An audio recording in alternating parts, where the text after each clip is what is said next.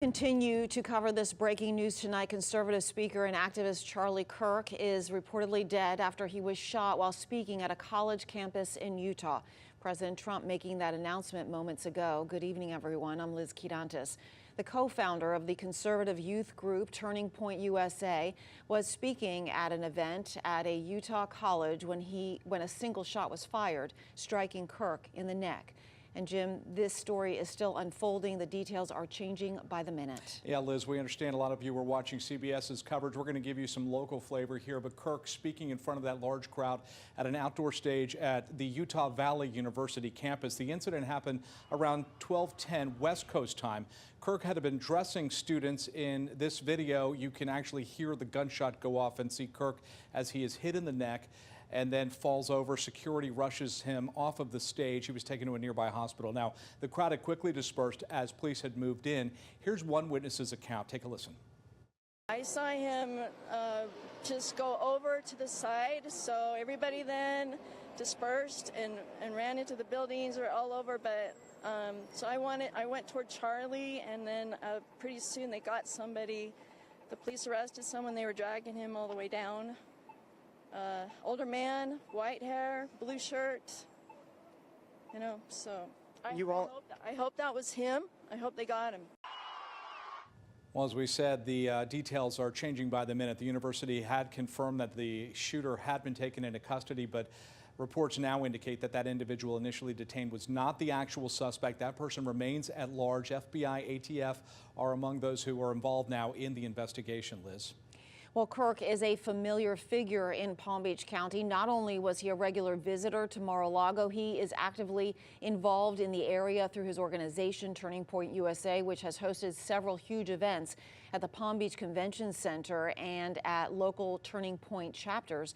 Our Lucie Ortiz is at the live desk right now with reaction pouring in online. Lucie? Yeah, that's right, Liz. The news about his reported death is just starting to sink in for many right now, but we've been gathering the latest reactions when the news first came in. So it's important to know a lot of the reaction that you're looking at is from a few minutes ago, even 30 minutes ago, that we obtained here. But again, swift reaction throughout the political world to the news of Charlie Kirk. Democrats, Republicans denouncing the violent act, with several elected officials praying or offering their prayers and support. So take a look at this. We gathered here from Florida GOP. They said a tragic day in America. They go on to say Charlie has inspired millions of young minds, spreading truth and building the largest conservative moment of the time. This violence fueled by the left's dangerous rhetoric must end. This statement over here, Florida Attorney General James Othmeyer, saying leftist violence is out of control. Gene and I are praying for Charlie, one of the great conservative leaders of our generation. And this last one we want to show you from Senator Rick Scott. Ann and I are horrified to hear of our good friend Charlie Kirk was shot at Utah Valley University. So again, some of the comments that we have been gathering. Now, earlier today, Governor Ron DeSantis, he spoke in Miami, and during that news conference, he offered his condolences and prayers to the Kirk family. Take a listen.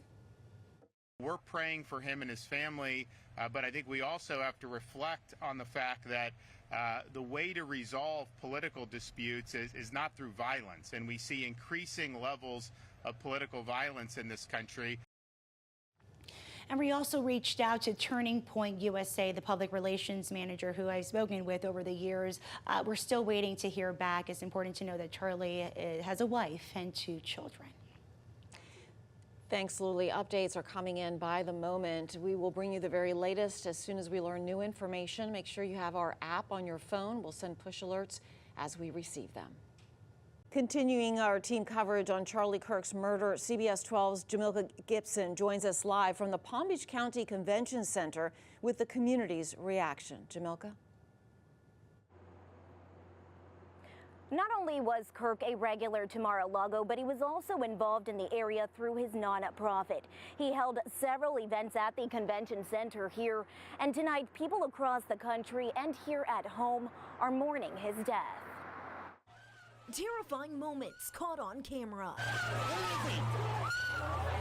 Panic and screams can be heard as thousands rush to safety just moments after Charlie Kirk was shot outside on the campus of Utah Valley University. It happened just after 12:10 Wednesday, as the 31-year-old was speaking on stage at an event near the campus food court. Kirk was shot in the neck. Hours later, he was pronounced dead. Kirk was a conservative activist and founder of Turning Point USA. Charlie would go to college campuses and he would articulate views that were very much outside of what most of the professors were offering or what the campus culture was offering. And the way to do that is to ask questions, debate. That's what the Republic is based on. And what happened today, was not just an attack on Charlie personally, but really an attack on the idea that we resolve these things through reasoned debate and elections. I love what I get to do. Kirk was no stranger to Palm Beach County, making appearances and spreading his sometimes controversial political views. Local leaders like Vice Mayor Sarah Baxter reacting to the tragedy. It's awful. We see it all the time now where somebody else has been now shot, somebody has been burned, something has happened, and it's scary now to try to be a public figure. Law enforcement detained a person of interest who was later released following interrogation. It's a despicable, cowardly act. We Fund the Blue Foundation founder John Rourke says he's worked with the nonprofit in the past and says Kirk's death is a huge loss for the entire country. I'm still trying to piece together exactly what happened, how did it happen, all of these things, which I'm sure will come to light here in the coming days. Just such an amazing person, and he's going to be missed. President Donald Trump also issuing this statement, which reads in part, "No one understood or had the heart of the youth in the United States of America better than Charlie. He was loved and admired by all, especially me, and now he is no longer with us." Tonight, the investigation into that shooting continues. Reporting live in West Palm Beach, Jamocha Gibson, CBS 12 News. Kirk's message and impact is being seen across the country and here at home. Just one day after the Turning Point USA founder was shot and killed, a local chapter held a candlelight vigil in his honor. It happened at the Florida Atlantic University School campus in Boca Raton. Our Jamocha Gibson was there and joins us live tonight with the latest. Jamocha? Liz, it was a very emotional evening here at FAU's campus tonight. Dozens of students and faculty came together to remember, grieve, and pray for the late Charlie Kirk. Outside the Student Union at Florida Atlantic University Thursday, nearly 200 people stood shoulder to shoulder, holding up candles and holding back tears. It was a night filled with speeches and a heavy moment of silence as many paid tribute to a man they say changed their lives. Proclaim your gospel, because that's what he knew, that his life was not accounted anything. This just one day after Charlie Kirk was fatally shot at an event in Utah. Members of FAU's Turning Point USA chapter organized a memorial in his honor. Kirk, who was the founder of Turning Point USA, was only 31 years old. Charlie had a huge impact on my life, not just Charlie, Turning Point USA. I actually wouldn't be the person I am and where I'm at if it wasn't for Turning Point. It got me more involved into politics and just speaking my conservative beliefs and my truth. It honestly got me stronger in my faith too. The vigil brought together students, faculty, and community members, many who were shaken up by the sudden loss. The videos and the news reports coming out was horrifying and shocking. I broke down crying because it was just unimaginable. University President Adam Hassner was also in attendance, sharing a personal story of meeting Kirk nearly a decade ago when his nonprofit was nothing but an idea. And it was really just an idea that he had hatched out of his basement with no money, but a vision and a belief in something much larger than himself.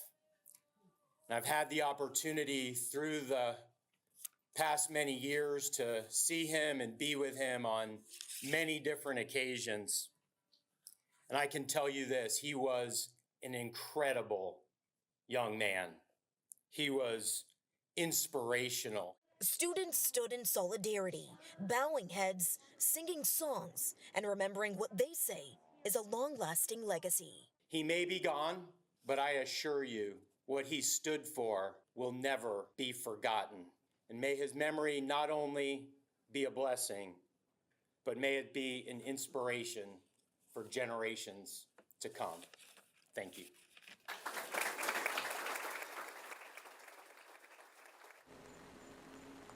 Tonight, we've learned that President Donald Trump will posthumously award Kirk with the Presidential Medal of Freedom. At this time, no arrests have been made in this shooting. Reporting live in Boca Raton, Jamelka Gibson, CBS 12 News. Thank you, Governor. This is what happens when you let good cops be cops. The FBI and our partners are proud to stand here today together to bring justice to the family of Charlie Kirk and honor his memory. I want to express my deep gratitude to President Trump, the Vice President, and the entire White House who have been so incredibly supportive with both resources and just personally to the FBI as a team. They had our backs the entire way, and I just want to express my gratitude for giving us the resources we need to operate in this space to bring this sort of justice at this sort of speed. In 33 hours, we have made historic progress for Charlie.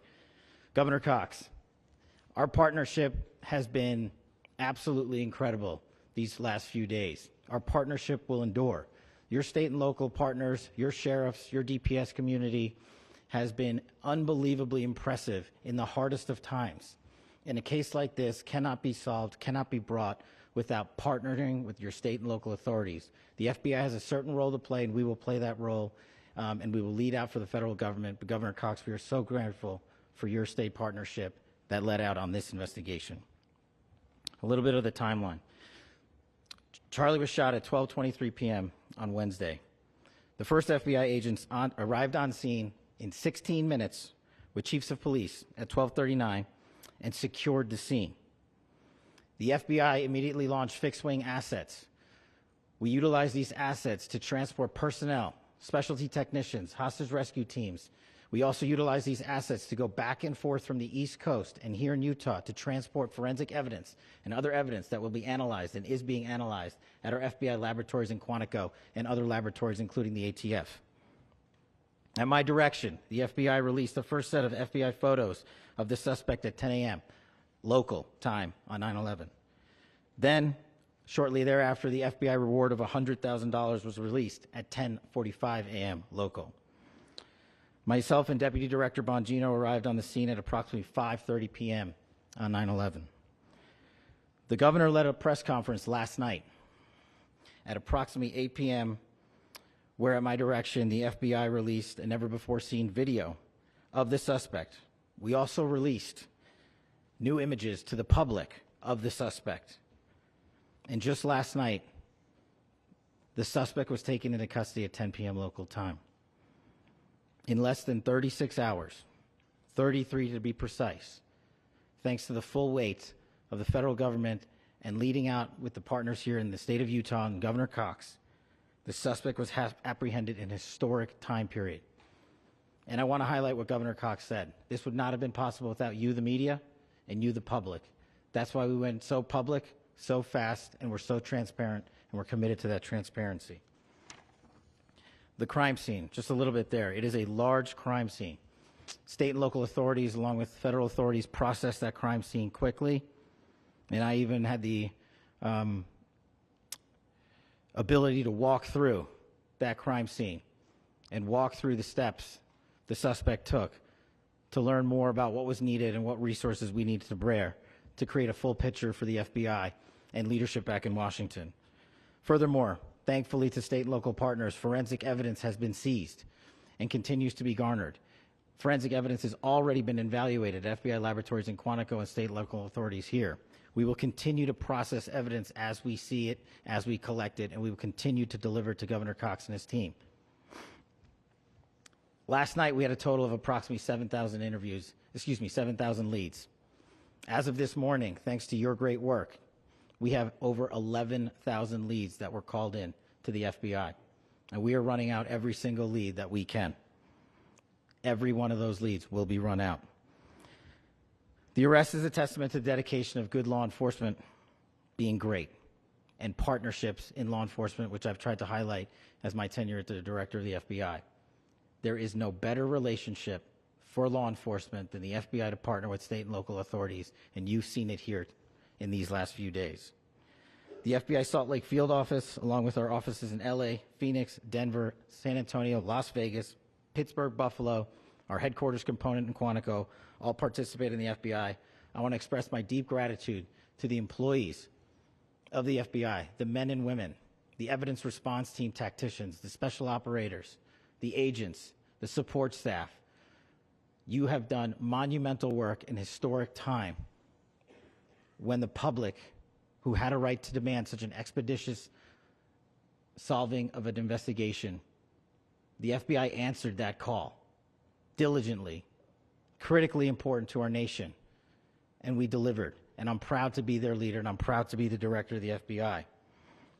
This is very much an ongoing investigation, as the governor said, and we will continue to work with state and local authorities to develop the investigation, to provide them the evidence they need for their ongoing prosecutions, and we will be here to answer every call they absolutely have, as long as it takes, for as long as we need to find and apprehend whatever suspects were involved in this crime. Lastly, to my friend Charlie Kirk, rest now, brother. We have the watch, and I'll see you in Valhalla. Good morning, ladies and gentlemen. We got him. On the evening of September 11th, a family member of Tyler Robinson reached out to a family friend who contacted the Washington County Sheriff's Office with information that Robinson had confessed to them or implied that he had committed the incident. This information was relayed to the Utah County Sheriff's Office and scene investigators at Utah Valley University. This information was also conveyed to the FBI.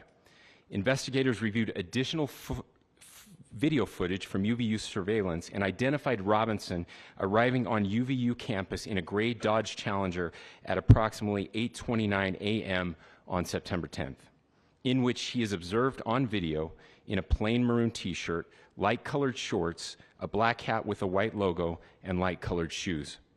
When encountered in person by investigators in Washington County on September 12th, in the early morning hours, Robinson was observed in consistent clothing with those surveillance images. Investigators interviewed a family member of Robinson who stated that Robinson had become more political in recent years. The family member referenced a recent incident in which Robinson came to dinner prior to September 10th, and in the conversation with another family member, Robinson mentioned Charlie Kirk was coming to UVU. They talked about why they didn't like him and the viewpoints that he had. The family member also stated Kirk was full of hate and spreading hate. The family member also confirmed Robinson had a gray Dodge Challenger. Investigators identified an individual as the roommate of Robinson. Investigators interviewed that roommate, who stated that his roommate, referring to Robinson, made a joke on Discord. Investigators asked if he would show them the messages on Discord. He opened it and showed several messages to investigators and allowed investigators to take photos of the screen as each message was shown by Robinson's roommate. These photos consisted of various messages, including content of messages between the phone contact named Tyler with an emoji icon and Robinson's roommate's device. The content of these messages included messages affiliated with the contact Tyler, stating a need to retrieve a rifle from a drop point, leaving the rifle in a bush, messages related to visually watching the area where a rifle was left, and a message referring to having left the rifle wrapped in a towel. The messages also refer to engraving bullets and a mention of a scope and the rifle being unique. Messages from the contact Tyler also mentioned that he had changed outfits. I know there has been speculation as well as to the writing on those casings, those bullet casings, and I believe we have that as well. And I will share that with you now. So the area north of Campus Drive Road where the suspect crossed over, you saw some of that in the video that we released last night, consists of a grassy area with trees on the edge of the UVU campus. investigators discovered a bolt-action rifle wrapped in a dark-colored towel. The rifle was determined to be a Mauser Model 98 30-06 caliber bolt-action rifle. The rifle had a scope mounted on top of it. Investigators noted inscriptions that had been engraved on casings found with the rifle. Inscriptions on a fired casing read, "Notices, bulges, capital OWO, what's this, question mark." Inscriptions on the 3 unfired casings read, "Hey fascist, exclamation point, catch, exclamation point." Up arrow symbol, right arrow and symbol, and 3 down arrow symbols. A second unfired casing read, "Oh Bella Chow, Bella Chow, Bella Chow, Chow Chow." And a third unfired casing read, "If you read this, you are gay, LMAO." We are indebted to law enforcement across the state who has worked seamlessly together, local law enforcement, state law enforcement, and our federal partners with the Federal Bureau of Investigation. We're grateful for everyone who worked together in such a short amount of time to find this person and to bring justice. I want to thank the public who has been so engaged, reviewing videos, helping us with sending in tips, and helping us get to this point.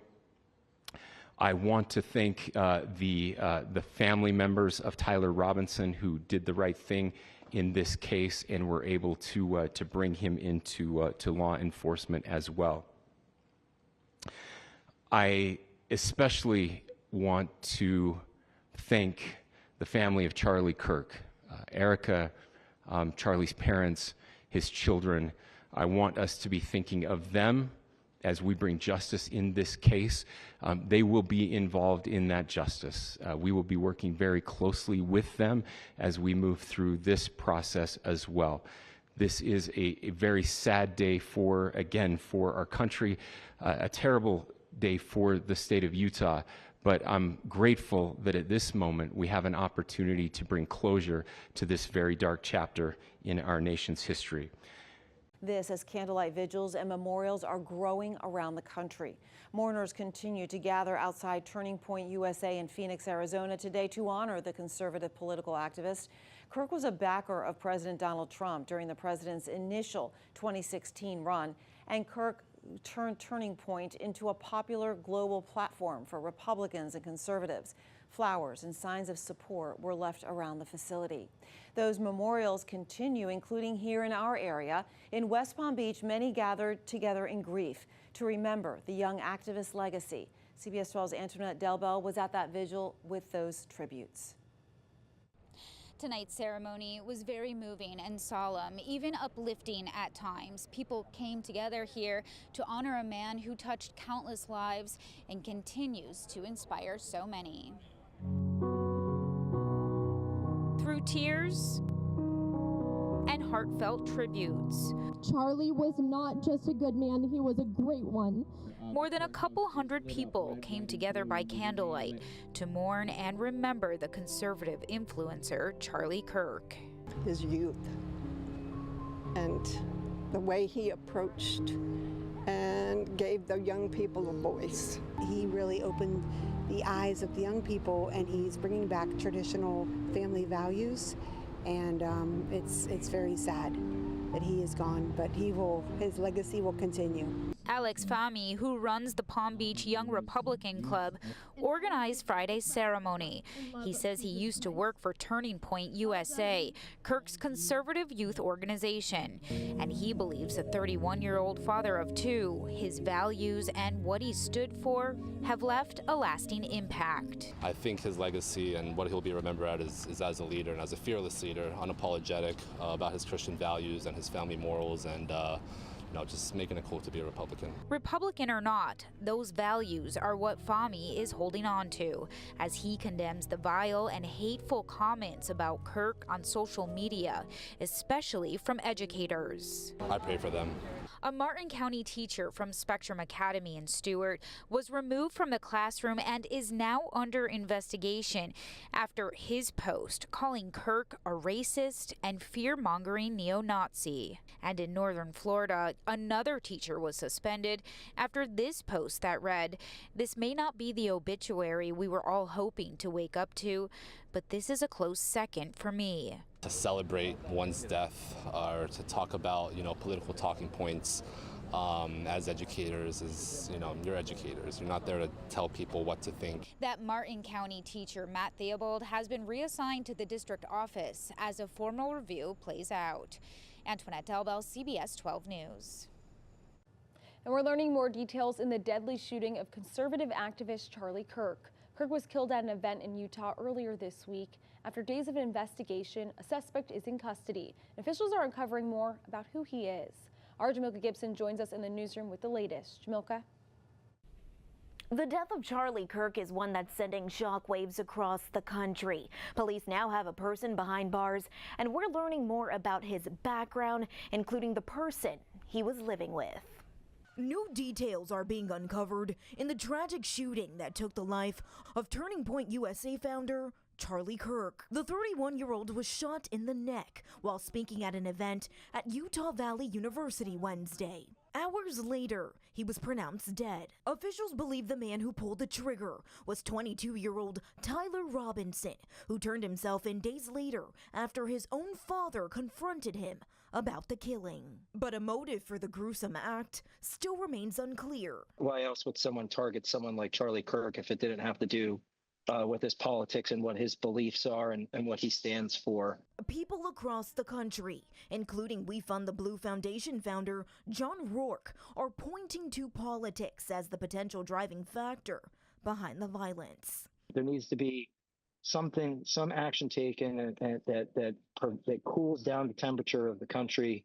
No one should be reacting to someone speaking their mind with violence like this. It's out of control. If you need to resort to killing someone because of what they believe in or the message that they're putting out, you're obviously very mentally ill and a disturbed person. A further investigation has revealed the alleged shooter was living with a transgender partner named Lance Twiggs, and the two exchanged text messages. Twiggs is allegedly fully cooperating with investigators, but at this time, the exact nature of the relationship between Twiggs and Robinson remains unclear.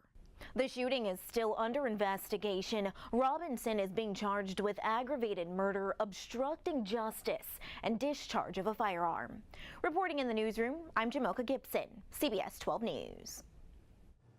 And people continue to mourn over the weekend, with vigils even reaching our area. In West Palm Beach, more than a couple hundred people gathered together by candlelight to remember the young activist and his legacy. We're learning tonight that Turning Point USA's official memorial is now set for next Sunday, September 21st in Glendale, Arizona. Tonight, Pensacola's candlelight vigil for Charlie Kirk turned violent when someone attempted to spray over a mural of the conservative activist. One person was seen being taken away in an ambulance. Now, despite the brawl that broke out, the vigil continued. We caught up with organizers, attendees, and law enforcement. This was a human being. This was an American Christian father, husband, friend, and it was a senseless act. Hundreds of people gathered at the graffiti bridge in Pensacola to honor Charlie Kirk, a conservative political activist who was killed in Utah on Wednesday. This man went out there publicly every single day at the risk of his own life and just proclaiming the name of Christ, and that's what we're out here honoring. Is, Charlie said that he wanted to be remembered for his faith above all else. On the bridge, a mural in remembrance of Kirk depicting his face, birth, and death dates. There was a fire that ignited in me the day that he passed away, and I think it's time that we just stand up in a peaceful manner and show the world that we are here to be a beacon of hope and love to others, so that they can spread that to other people as well. The man who commissioned the mural says the violence and divisiveness in the country needs to end. What we need to do better to stop letting people get brainwashed into thinking that everybody is horrible. Everyone's not horrible. You can be a extreme left person and still a good person. I don't dislike you. I dislike your beliefs or your policy or whatever, but it doesn't mean I have to hate you. Despite this, before the vigil ever started, a fight broke out at the base of the bridge. Someone sprayed gold paint over Kirk's mural. That's when the peaceful scene changed in the blink of an eye. Pensacola police say someone was pepper sprayed and taken to the hospital. The person who sprayed it fled the scene before officers could get there. We're supposed to be able to talk and get to a happy medium somewhere, right? That's America. That's the country we live in. And it's only because we live in this country that we have the freedom to express ourselves. Anywhere else, they kill you, right? So that's why I did this. The brawl didn't stop the vigil. Speakers prayed for the man who was pepper sprayed, for Charlie Kirk's family, and the Democratic lawmakers placed in the crosshairs of political violence back in June. We remember, too, the life of Melissa Hortman, the Democrat that was killed in her home. We need to pray for that family as well. The Pensacola Police Department is asking anyone who saw the fight to call the police department or share information via Crime Stoppers. Now, both of the phone numbers for both of the ways to get in contact with them can be seen on your screen right now, and by tomorrow afternoon, they will be shared to our website as well. Earlier, we reported on a Florida Atlantic University professor who's been sidelined over social media posts about Charlie Kirk. Well, tonight it appears she's not the only one facing scrutiny. CBS 12's Katie Benty joins us live on campus with the latest. Katie? Jim, Liz, what started as national headlines after the murder of Charlie Kirk is now playing out on Florida Atlantic University's campus. And tonight, 3 professors are off the job. Florida Atlantic University confirms to CBS 12 News 3 professors are now on administrative leave pending investigations. Art history professor Karen Leader, English professor Kate Polak, and more recently, finance professor Rebel Cole. The issue, controversial social media posts after the murder of conservative leader Charlie Kirk.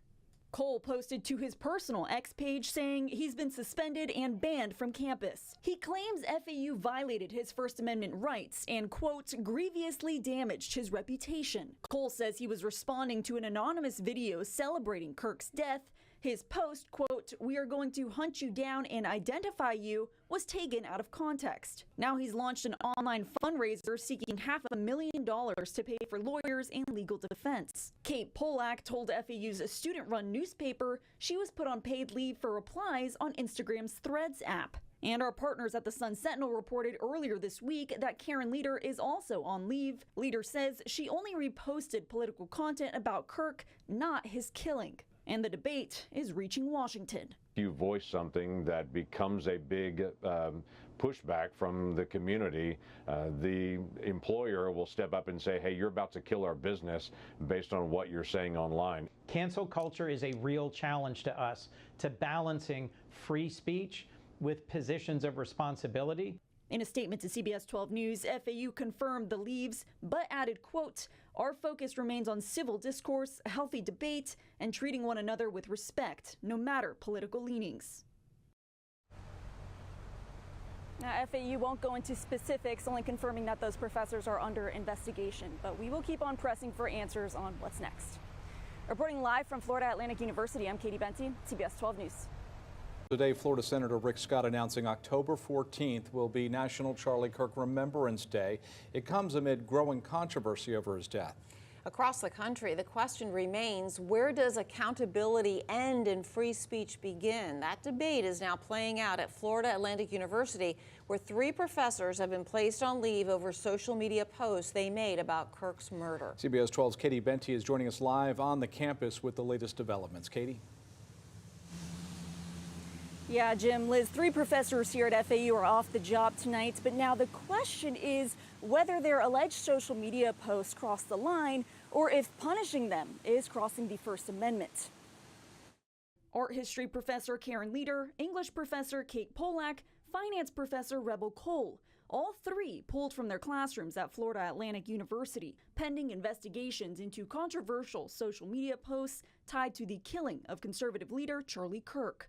Cole claims his words were twisted. He argues, "We are going to hunt you down and identify you," was taken out of context, adding that FAU violated his First Amendment rights and, quote, grievously damaged his reputation. Polak told FAU's student paper she was sidelined over replies on Instagram's Threads app, but was never given specifics. Leader told our news partners at the Sun Sentinel she only reposted political critiques of Kirk, not his death. In a statement to CBS 12 News, FAU says its focus is on, quote, civil discourse, a healthy debate, and treating one another with respect. Now, many are asking, where does accountability end and free speech begin? Governor Ron DeSantis says people in positions of trust must be held to higher standards. Well, yeah, no one's saying the government's going to put you in jail for doing that, but you also have a responsibility in these positions of public trust to behave in ways that are consistent with, I think, appropriate standards.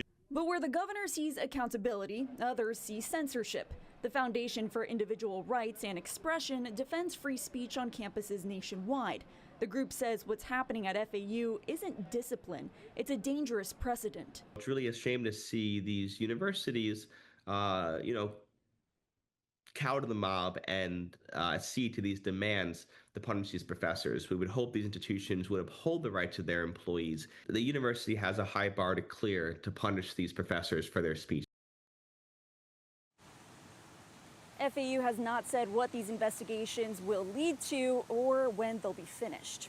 Reporting live at FAU, I'm Katie Benty, CBS 12 News. Florida is taking now action to stop politically motivated violence before it ever starts. State officials now launching a new online portal following the assassination of Charlie Kirk. They say it's designed to help identify threats earlier and ultimately protect lives. Yeah, our Lily Ortiz is joining us right now at the live desk with how it works. Lily? Yeah, Florida Attorney General James Othmeyer is saying the goal is simple: give Floridians a way to report threats of political violence against others. So it's called the Combat Violent Extremism portal. So this is what it looks like here. This is what you see when you go to the website. It is live right now, and Florida leaders say it could be a game changer in this fight. The portal lets people submit screenshots, videos, and other evidence of threats directly to the Office of Statewide Prosecution. The launch follows a troubling rise in politically motivated attacks nationwide, including the recent assassination of Charlie Kirk. Attorney General Othmeyer made that announcement at Valencia College in Orlando today, alongside the Commissioner of Education, Anastasio Camustas. People will be able to report anything they observe or hear that is a call for violence or a threat for violence against other individuals. We must protect before people are shot, before explosives go off. We must protect before people are injured or lose their lives.